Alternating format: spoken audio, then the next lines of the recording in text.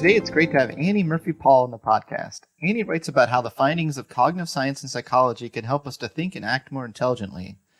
Annie contributes to the New York Times Magazine, the New York Times Book Review, Slate, and the Oprah Magazine, among many other publications. She is also the author of a number of books, including The Cult of Personality, Origins, and most recently, The Extended Mind, The Power of Thinking Outside the Brain. Annie, thanks for coming on the Psychology Podcast again after being our very first guest ever. Thank you so much, Scott. I'm so happy to be back. 7 years later. 7 years. Wow. And look at all the people you've talked to in those 7 years. It's amazing. I was going to say, look how many books you've done since then. I have not been as prolific as you. That is sure. That is for sure. Oh, come on now. I love your work, as you know, and I'm a big fan. And this latest book is no exception. In this new book, you invite the reader to, quote, think outside the brain. Can you tell our listeners a little bit what that means to you to think outside the brain? Sure. Yes. Well, I borrowed the idea of the extended mind from two philosophers, Andy Clark and David Chalmers, and their idea, which I think I hopefully expanded upon and elaborated on, is that we don't just think with our brains, we think with the world around us. And in my book, I explore in sort of more minute detail what that means. We think with our bodies, our bodies below the neck. So because of course the brain is part of the body, but we think with the rest of our bodies. We think with the spaces in which we learn and work, and we think with the minds of other people. And to conceive of thinking in this way is it's a departure from how we're used to thinking about thinking, which is, everything goes on inside the head, and all of our efforts at cultivating intelligence and effective thinking seem to be directed at improving how the brain functions. And I wanted to nudge people to think about, well, what are those other resources that we pull into our thinking processes, and how can we do that more skillfully? Yeah, you make the case that we pay too little attention to the body in discussions about intelligence. Just the whole language of, that person's brainy, right? Right. No one says that person, I don't know, has a smart arm. But why is that misguided? Tell us why that's misguided. Why we should talk about, how it's not just the brain.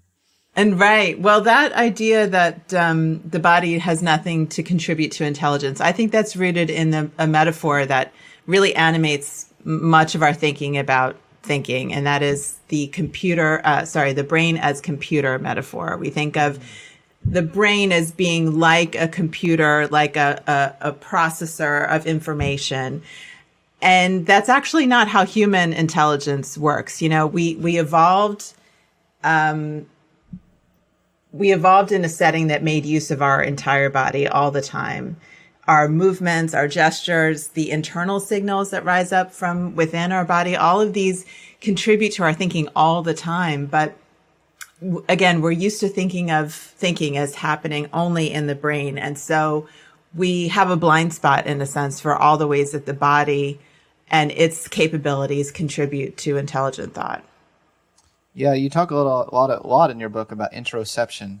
Very exciting field. It's tied up with this emerging research on embodied cognition, which you go on for your book for sure. Can you tell us a little about what interoception is, and maybe even individual differences in that? Because I'm very interested in the individual differences aspect. Yes, yeah. So interoception is a kind of fancy technical word for gut feelings. Those feelings that arise within your body that give you a sense of something, of knowing something, but that the notion doesn't seem to come from your brain. It actually feels like it's coming from within your body. And in fact, just like we have all these sensors that take in information from the world outside, we have sensors located all throughout the inside of our body that send the brain this continuous flow of information about how the body is doing, whether a state of balance is being maintained, what actions need to be taken to maintain a state of balance. And in terms of individual differences, it does seem to be the case that people are really widely distributed across the spectrum in terms of how sensitive they are to their internal signals, how attuned they are to those signals. The sort of standard test of interoceptive sensitivity is the heartbeat detection test. So it's like, and the how that works is that people are asked to name the moment when their heart is beating. And what's interesting is that some people immediately take to this task and say, oh yeah, I know when my heart is beating. And other people are like, what are you talking about? Like, I have no idea when my heart is beating. And it's the same, the heartbeat detection test, the heartbeat is a kind of proxy or stand-in for the whole range of interoceptive sensations that we feel. And across all those many interoceptive sensations, people are different in terms of how sensitive they are to those sensations. And it's not entirely clear why those individual differences exist. It may be partly genetic. It may be partly the kinds of messages that people got growing up from their caregivers about how legitimate it was to pay attention to those internal signals and take them seriously. Some people were told, you're not hungry, it's not dinner time yet, or, or we're kind of encouraged to put those internal signals aside. And I think, more generally in our society, we don't have a lot of patience for or affinity for those internal signals and really taking them seriously. So, I think all of us, no matter where we stand on that spectrum of interoceptive attunement, can probably benefit from becoming more sensitive to those internal signals and cues. Yeah. Is mindful meditation, does that alter interoceptive abilities? It seems to have that effect. In particular, the activity that is often a part of mindfulness meditation known as the body scan, where you pay objective, non-judgmental, accepting, open-minded attention to whatever sensations rise up from your body. And you might even kind of go part by part, first feeling what's there to be felt in your feet and in your legs and in your hips and in your stomach, and then all the way up through the body, and just being very aware of what those feelings are, which, in the hurry and bustle of every day, we often don't check in with our bodies in that way. But it's a very easy way to kind of just, as I say, check in with yourself and see what you are feeling on the inside. Nice. Yeah. That's also good for going to bed at night. I like to do a body scan. It helps me relax at the end of the long day. But there are profound implications in individual differences in this. People, a lot of mental disorders and other things like psychopathy, like psychopaths have an altered interoception. The feedback they're getting, they're not in touch with, and they're also it kind of limits them from being able to learn from their mistakes as a result. I had not heard that. Wow, that's so interesting, Scott. I had read about interoception being implicated in faulty interoception being implicated in things like eating disorders and addiction, where so much of those behaviors are bound up in responding to bodily cues. And if you can't feel them, or if you feel them excessively, as is the case in, say, panic disorder, interoception can be really the kind of locus of some of those mental conditions. Yeah, and also there's, and this is really like front lines of science, I'm about to say, but there's an emerging model of OCD as purely an alteration of interoception. So kind of reconceptualizing all of OCD from that vantage point, and what that does, like the OCD symptoms result, kind of rethinking why exactly those symptoms are resulting, and why people get so locked on certain things that they're not able to get in touch with what it actually is, and why it's driving their behaviors. Yeah. So interesting. So maybe those compulsive behaviors are a response to, or a way to try to address those internal events. Yeah. Interesting. Yeah. Interesting.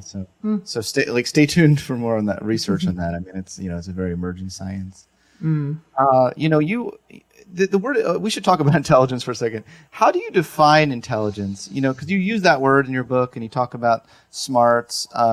You could see how an intelligence researcher in the field of psychology might beg to differ that some of the things you're describing as intelligence is intelligence. But no one, as we both know and agree, no one has like the stake on what that word means and what counts. No researcher owns the definition of it. So I'd love to ask Andy Murphy Paul's definition.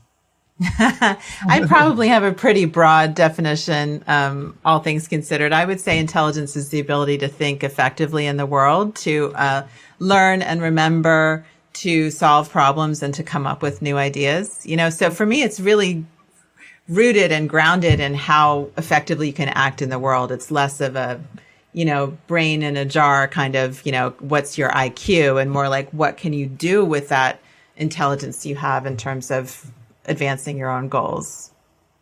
And that's, the cornerstone of my mentor in grad school, Robert Sternberg's new book, which I think you wrote about in Washington Post or something, or Wall Street Journal. The Boston Globe. Mm-hmm. Boston Globe. I think it was. Yeah. Yeah. Boston, you wrote about that in Boston Globe about adaptive intelligence. So if you think about it as the ability to adapt, we can certainly bring in lots of the things you're talking about. Because you make the point that the spaces around us expand our minds and can increase our expertise and knowledge and intelligence. What are some of the environmental conditions that you've identified?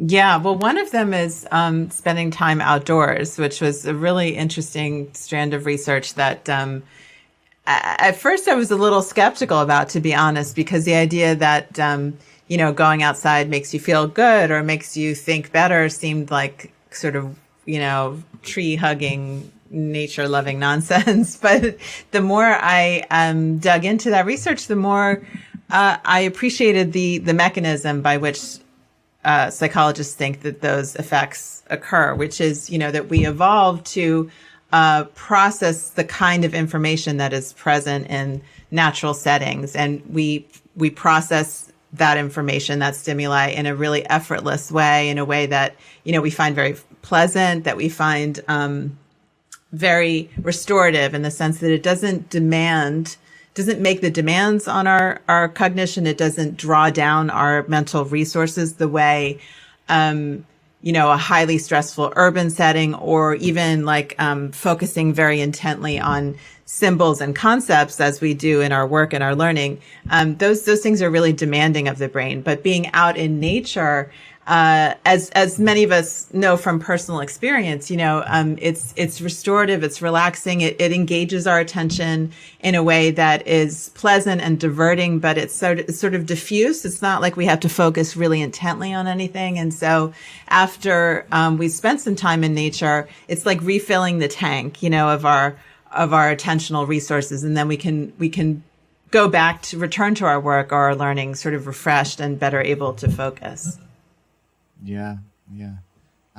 It's intense living in a big city. It's got to affect all sorts of things, cognitively. What are you talk about cognitive loops in your book, and I think of Westworld. The series where he goes, we all have our loops. Now, can you talk a little bit about this? Sure. Yeah.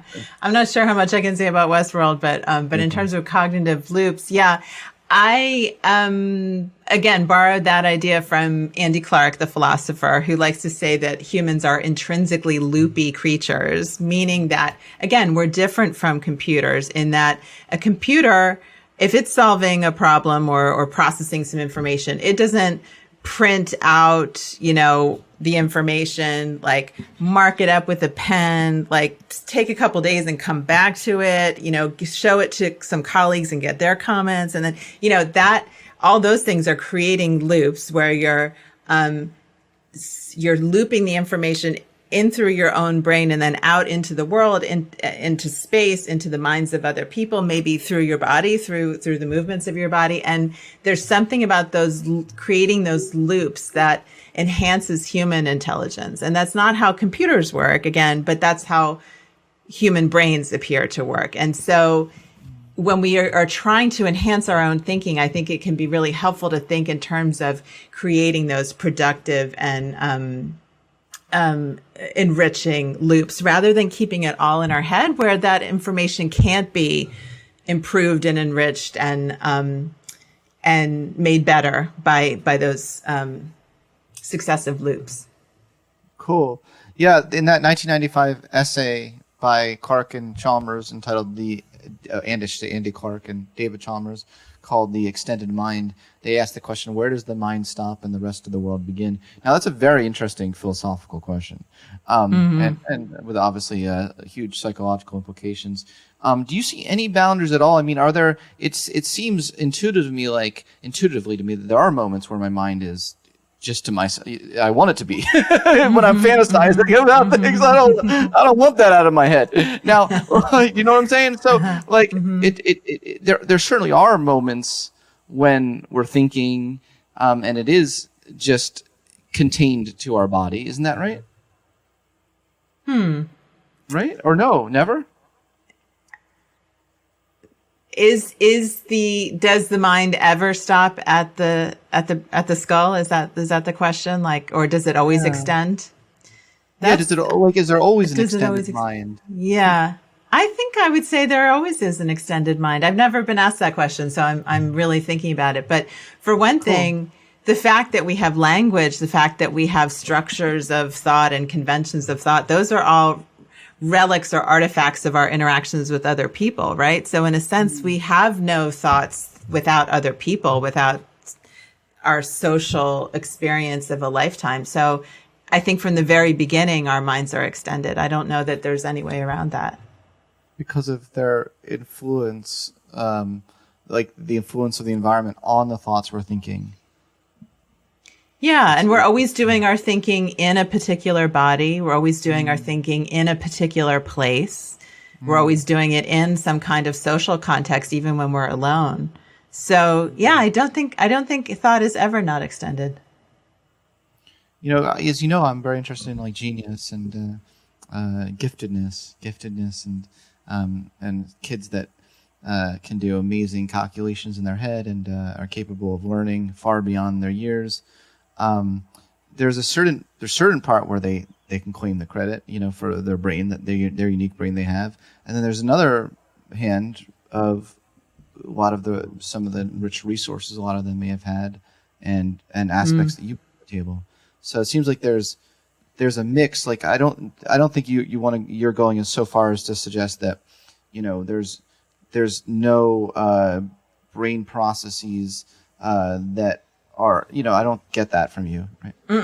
Yeah, no, I would never want to say that the brain is not central to thinking. I like to think of it in terms of redefining the brain's role, not as the place where it all happens, but rather a more dynamic kind of role of, like, I like to compare it to an orchestra conductor, like to someone, to the entity that's coordinating all these resources and bringing them all together. And when we think about thinking in that way, to me, it opens up all these options, because now it's not a matter of just sitting there working your brain until the task is done. You have all these other resources to draw on. You know, maybe you need to go for a walk, or maybe you need to have a conversation with a friend, or maybe you need to act out, you know, the problem you're trying to solve with your body and with your gestures. So to me, it's a very optimistic vision of our potential and how we can expand our potential.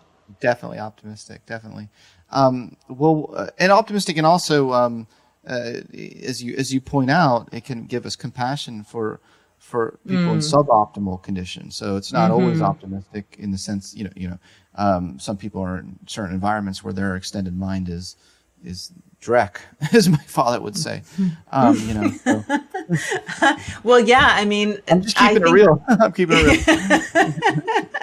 And that's why I think there is another blind spot here when we're talking about judging people on what presumably or ostensibly their brains are able to produce, and judging their outcomes as if their brains are the end of the story. But because the raw materials that we have to think with are such an important aspect of our ability to think intelligently, it matters the quality of the raw materials that we have access to and whether we know how to use them skillfully. So once you bring that aspect into awareness, it seems crazy to me to judge people on their ability to think intelligently as if all that matters is inside their brains, and not to look at the wide angle lens of like, but you know, what are they free to move their bodies? Are they in a place that is quiet and orderly and supportive of intelligent thinking? Do they have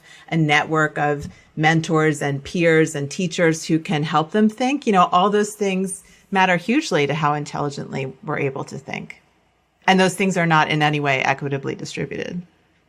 Great point. And they're also, just that doesn't look like what an IQ test is at all. I mean, IQ tests are individualistic as right. possibly be.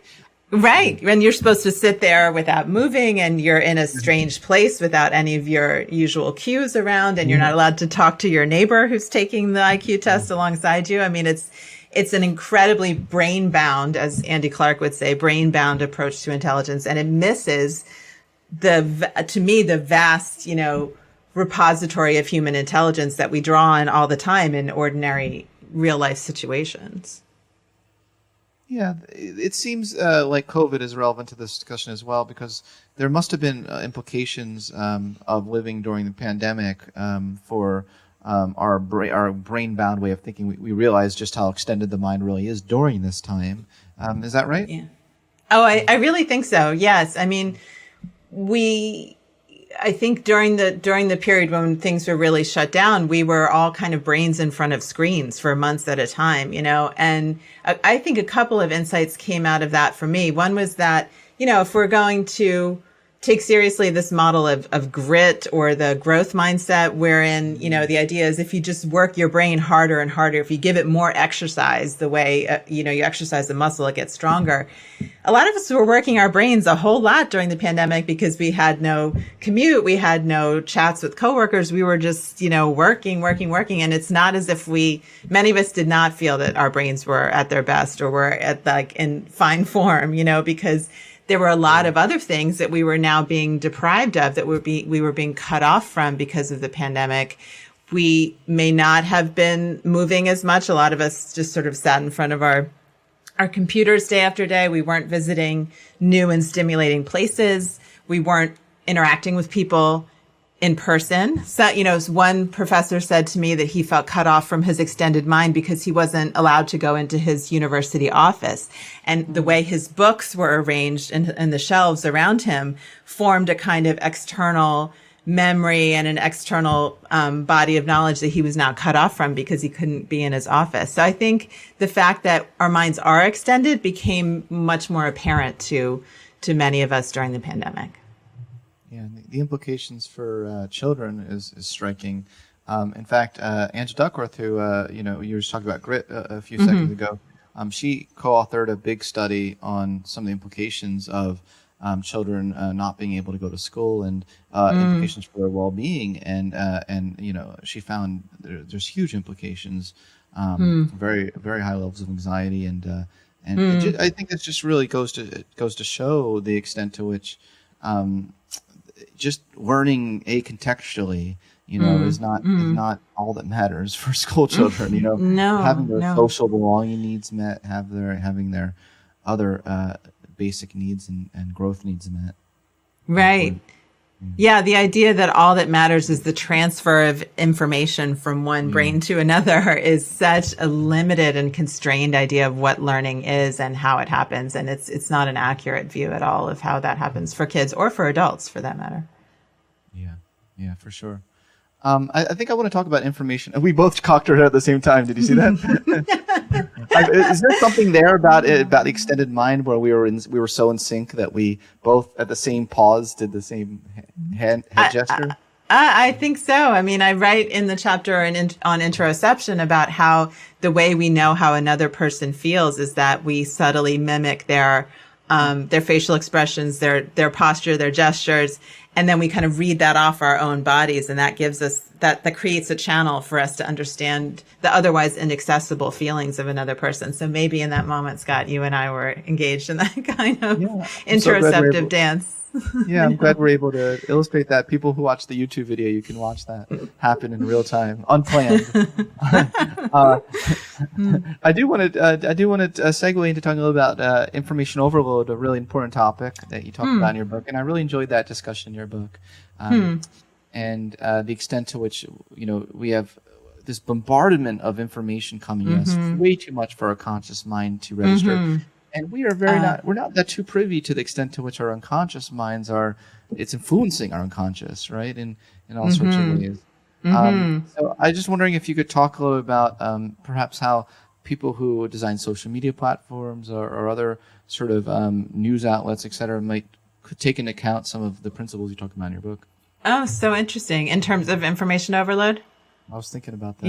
Yeah. Interesting. Okay. I have two thoughts there. One is that I make the argument in the book that the biological brain is kind of operating at peak capacity at this point, and there's so much information coming at us. Our expertise is so specialized. Our problems, as you've made reference to a couple of times, are so daunting that the biological brain on its own is not really up to the task, that we really have to acquire what I call a second education in thinking outside the brain, at skillfully using these external resources in order to meet the moment, really, of, what our world demands of us. And then the other thought I had, I talk about non-conscious information acquisition in the chapter on interception, because that was the explanation, just like the nature-loving stuff. I initially approached the idea of intuition that's informed by interoception with a little bit of skepticism, like, gut feelings, like how often, like how would that work? Like that sounds a little mystical. But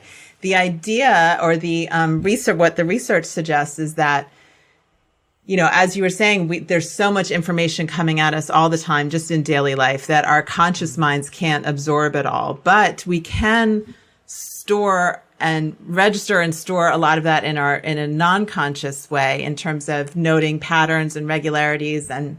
But these patterns are too complex for our conscious minds for us to be able to articulate in a conscious way. So the way we have access to those helpful patterns and signals is through those interoceptive cues. That's what a sudden sort of tightening in your stomach or a sudden elevation in your heart rate. That's what, that's your body telling you, this, pay attention. This is something you've encountered before. You've maybe had a similar experience before, and this is how you acted, so we get access to all that non-consciously stored information through the body. And that's why it's so important to be attuned to what the body is telling you. Otherwise, you're kind of missing out on all that, the richness of that information that you actually do possess. Yeah, I think it's a really good point. But what you're talking about, how is it different from intuition, how rationality, decision-making researchers refer to as intuition? Is it similar, or is it different? Because a lot of them argue that. Yeah, it always strikes me how it's such a strong current in our culture to want to see ourselves as perfectly rational, as computing machines. And I really take a different view that, we have this incredibly rich source of wisdom and knowledge and information that's there with us all the time in our bodies. And why wouldn't we take advantage of that? Not that we shouldn't that we should act on it uncritically. And in fact, I describe an exercise in the book called keeping an interoceptive journal, which means sort of which involves tracking your interoceptive sensations and what they're telling you. And then if you act on them, how that decision turned out. Just looking at interoception and our bodily signals as another source of information that can possibly be very informative. Not that we should base everything on that, but I don't think it's smart to base everything on pure rationality either. Yeah, so it sounds like, this is not, what you're arguing is not at all incompatible with a mindful way of life. You can use that, you can be aware of the information coming from your body, and you can also be mindful of whether or not you want to apply it. Right. Yeah. And you mentioned expertise there a moment ago, and I do think that the extended mind has implications for how we think about expertise, because I think our brain-bound notion of expertise is that the expert does it all in his head, that he's the chess grandmaster who never has to has to, do anything except sit there and cogitate, and I think if you look at how experts actually operate in the real world, these are people who know how to use their bodies, who know how to pay attention in a skillful way to their internal signals, who know how to use space, who know how to use relationships. That's, in a way, the essence or the core of their expertise and their skill is that they do use their extended mind in an incredibly skillful and effective way. And that's something novices actually could emulate, rather than thinking that as you become more expert, you become more brain bound. I think it's just the opposite. Yeah, and you extend it to culturally and socially. You say we're better together. And it's I think those are your words, Scott, but very characteristic, I think, of you. Yeah. Oh, cool. Well, you do argue that engaging in synchronous activity, maybe those are your words, synchronous activity with others can be very beneficial, and I thought this was kind of cute. The effect of eating together as a family is heightened if food is served family style and it's very spicy. Why is that? Yeah, not even just as a family, but as a group, like a team or a class of people. Because the way we get on the same page, intellectually or mentally with people, we can do that by sort of hacking our bodily systems, which respond to synchronous movement, as you were saying, like when we're moving together. When your arm moves or when your head moves at the same time my head moves, it sort of flips a switch, what Jonathan Haidt calls the hive switch, this which is his metaphor for like switching from an I orientation to a we orientation. When we're moving together, it feels kind of like we're one being, and then when we not only move together as one, but also have intense feelings or experiences, whether those are physiological experiences or emotional experiences, when we feel together, we also feel like we can get on the same page mentally in a more effective way. So the idea behind eating together is like there's something about eating together that's meaningful. Of course, you're sharing resources, you're sharing food, but you're also in an informal way sort of synchronizing your movements. Everyone's sort of lifting their fork to their mouths and chewing, and then also when you eat something spicy, you're all experiencing together this physiological arousal. So there's a kind of glue that binds a group together when they've had all these shared experiences. For sure. And a related concept in the cognitive science literature is socially distributed cognition. Very mouthful. But yeah, better together is much more concise. Socially distributed cognition. Did you the years you took writing this book, did you delight in nerding out over the scientific papers? I mean, I can just imagine you like spending days of where you weren't necessarily writing, but you were going on Google Scholar and looking at all the latest kind of stuff. Scott, you know me well. Yeah. I think I imagine you have done the same thing too. I have a sneaking feeling. I totally geek out about the journals, and that's why this book took me so many years, because it does cover a lot of different disciplines, a lot of different strands of research. And I totally geek out about the research. And what's exciting is that there's more of this research coming out every day, on embodied cognition, on situated cognition, on socially distributed cognition. I really feel like we're maybe at a turning point where, I think the old brain bound conception of thinking is just not adequate anymore. And we're realizing that there's so much more to what goes on when we think. And so to me, the research is pointing in really exciting new directions.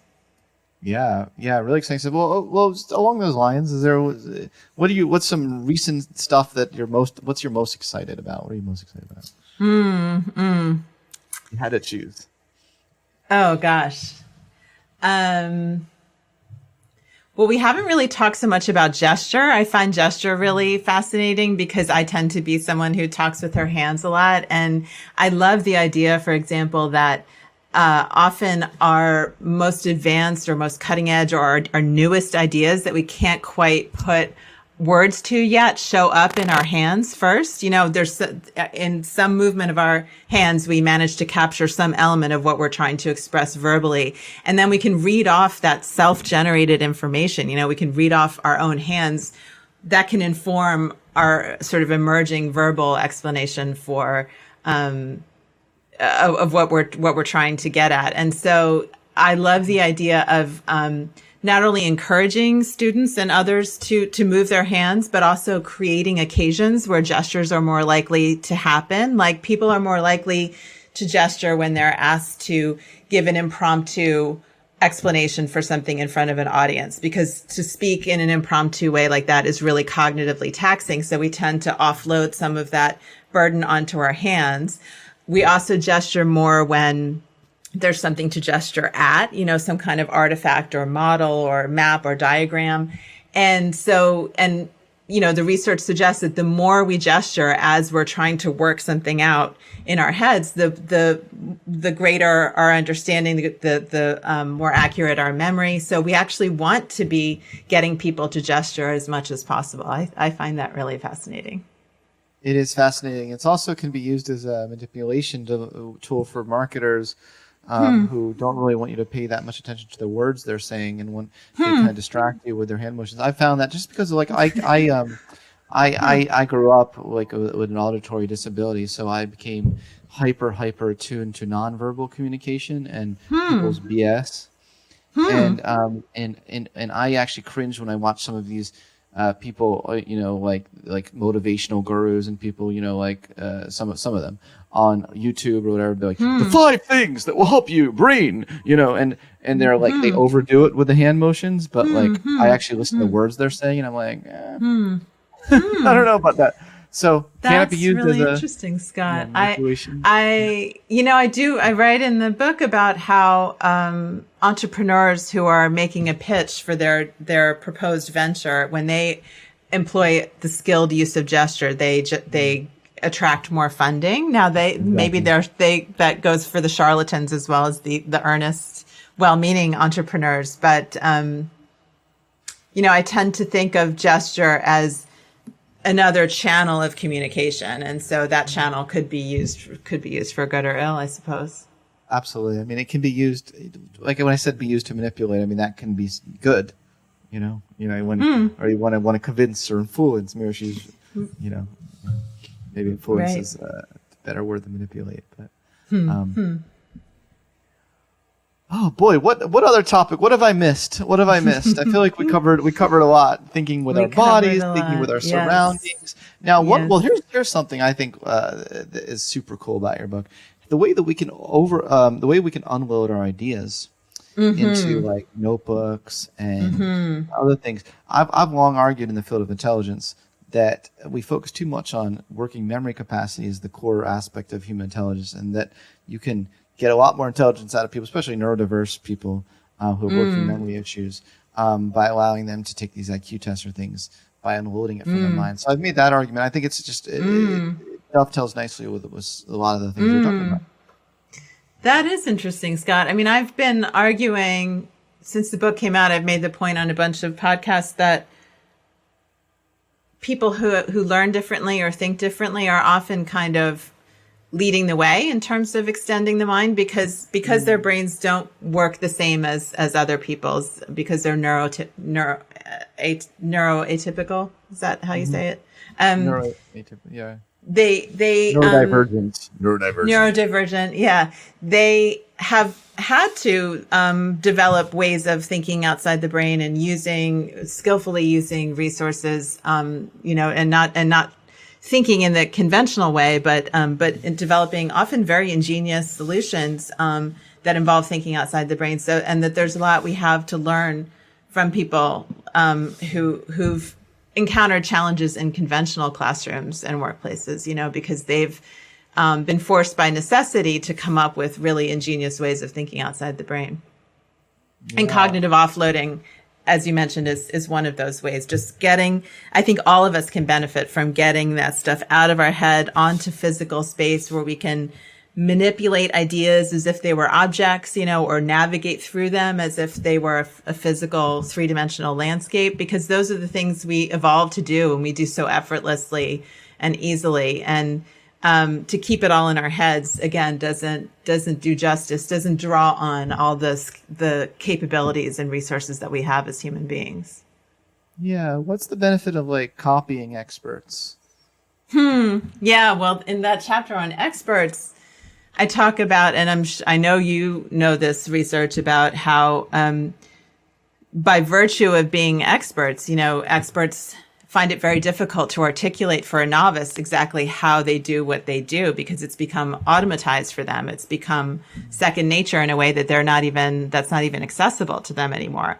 And yet our systems of education, our systems of workplace training, they rely on experts teaching novices. So we really need to think harder, I think, about how experts can become more legible examples for novices so that they can become more easily copied, because that's another bias in our culture that I'd like to push back against, this idea that innovation and originality is always better than emulation and imitation, because imitation used to be at the core of education for centuries. It was understood that to master a body of knowledge or a particular skill, you emulated the masters, the people who did it the best, and you learned how to do it sort of from the inside that way. And only then could you add your own twist. There was a famous professor of composition and rhetoric who liked to say, imitate that you may be different, but you first have to master the fundamentals, and imitation can be the most efficient and effective way of doing that. So I'd love to see the stigma that attaches to imitation currently in our society. I'd love for that to fade away. Yeah, I love that. And but not in like a John Allaire sort of way. We don't. No. No. No. We'll just move beyond that. But yeah, there's no limits to this. No plagiarism. No. More like an apprenticeship, I would say. Apprenticeship, mastering. Right. And sharing expertise, so important for a lot of scientific discoveries. But I've always been fascinated with this idea of multiples, ideas, great ideas that seem to just be in the air, if you have a certain level of expertise. And obviously that expertise is not in a vacuum, right? In some cases it is, though. There's this guy, I think, who independently discovered and came up with calculus with literally no knowledge of the other information that had been going on. So it's amazing, isn't it? Do you have a theory about that? About why that happens? It seems like there's two separate phenomena. So the multiples one, I do think it's related to what you're talking about. I do think that when there's a certain amount of shared expertise in the air, people, there is like something that's ripe if you have that expertise and the intelligence, the talent, the background, the resources, all these perfect. There are multiple people with perfect storms that have the perfect storms that I think can independently come up with it. But I don't have a good suggestion. There's another different phenomenon, because I was just thinking, like, are there instances where a great discovery happened and there really wasn't great shared expertise? And there are a few instances throughout human history where that is the case. And now, I'm not going to get all Ancient Aliens on you. I don't think it's like, they were tapping into the Akram record, or whatever it's called on Ancient Aliens. Actually, I was in an episode of Ancient Aliens on Genius, so that's why I joke about this, because I was actually the expert in that episode, and they manipulated what I said in a way that I was trying to be very scientific about it. And then, like, this guy was like, "Well, could it be that they were tapping into the aliens?" But I didn't say that. But there's got to be an explanation for it. And at the end of the day, I think that maybe there's something to be said for talent. There is something to be said for for some of these prodigies. These child prodigies have a certain genetics that they can be traced to their ancestors who had certain expertise. So I'm not actually ruling out the idea of epigenetic transmission. And that's shared expertise throughout the ages, intergenerationally. So that's another really interesting topic. That is. Yeah. Well, it's so fun. Talk about cutting edge. I know. It really is, Scott. It really is. What did we talk about in that first one that I 7 years ago that I recorded with you? More about the science of learning. The science of learning. Yeah. Yeah. But I want to listen to it again after this. Yeah. See how far I we will both too. come. Yeah. Yeah, that would be really fun. We know so much more now. We're so much smarter now. There are a lot of things I wish I didn't know. I know, I was more naive. I think I was more naive then. Right. More That's innocent. a line from a Bob Seger song. Wish I didn't know now Wish I didn't know now what I didn't know then. Yes, exactly. Right. But there's something I certainly am happy about. I'd like to leave today's episode with a quote that I saw you write in an interview someone conducted on you. You said, "Acknowledging the reality of the extended mind might well lead us to embrace the extended heart." Mm-hmm. Now, we didn't bring up the heart today at all. The heart. But I thought we could end on this note, just because there's so many people hurting right now. There's so many people suffering. Yeah. I can't I just can't not think about it. You know what I mean? Like, I do these interviews, but like my brain just keeps thinking about I know. How blessed we are in a lot of ways, you know. I know. To even be able to have the freedom of having this conversation. Can you talk a little bit about how, just like end on that note, how the extended mind can help us embrace the extended heart? Mm-hmm. Yeah, I think it's so important to see people in their full humanity, and their full humanity means their bodies, that we're in these fragile animal kind of bodies, and we are embedded in a place, and the place we are affects us so deeply, and we're connected to each other. We're not individual atoms just sort of floating around. We're really embedded in a network of other people, and we have to take care of each other. To me, that's what I was trying to say with the idea of the extended heart, that maybe if we see each other in the round, in full, that maybe we can have some more compassion for each other and extend our heart feeling to them, and not see them just as, lumps of intelligence of larger or smaller size, reducing people to how well they're able to take a test. That I find that offensive. And I'd love to encourage people to see each other as full human beings. Thank you, Annie. You always bring so much knowledge to the table. I feel like every new book you do, does it feel like you've earned a new PhD in at the top? It feels like that to me too. God, maybe I'll just write a rip off of this book a few more times so I can get my money's worth out of it. But I'll probably write another PhD with the next book. I'll probably get another PhD with the next book too. Wonderful. Thanks so much for being on the Psychology Podcast. Thank you, Scott. This has been a pleasure. Thanks for listening to this episode of the Psychology Podcast. If you'd like to react in some way to something you heard, I encourage you to join in the discussion at thepsychologypodcast.com. That's thepsychologypodcast.com. Thanks for being such a great supporter of the show, and tune in next time for more on the mind, brain, behavior, and creativity.